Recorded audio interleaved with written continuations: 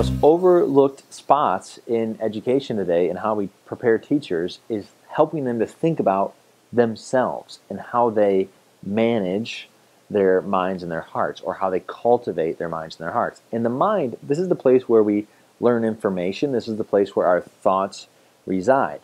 But the heart is a place where like our ultimate goals reside.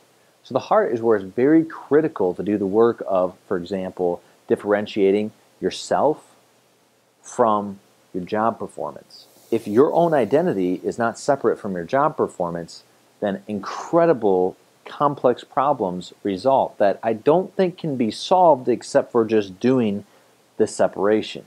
For example, if in my heart I am operating out of an identity that is tied to my job performance, two horrible things can happen. Number one, I can fail. Number two, I can succeed. When you fail and your identity is linked with your job performance, you will automatically run from that failure. You will hide from the fact that things aren't going well. You'll ignore it. You'll subconsciously just look away from the kid sleeping in the back corner because you cannot handle a threat to your identity. This is really common in teachers. We tend to be told, most of us, all through school, hey, you're pretty good at the school thing, aren't you, Johnny? That makes us do this identity coupling thing, the coupling of our identities. It's like a mating ritual of identity. Additionally, though, it can be really bad if you succeed.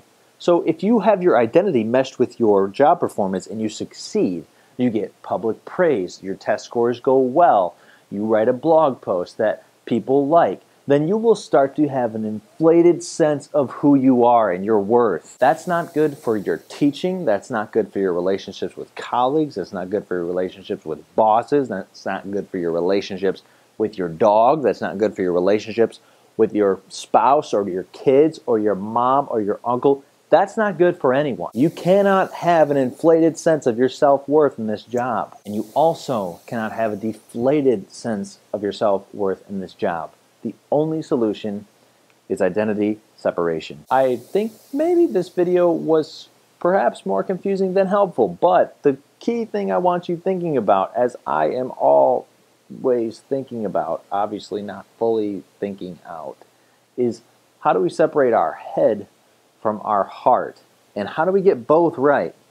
Because both of these do matter, all right? Both of these are important. It's just they're different too.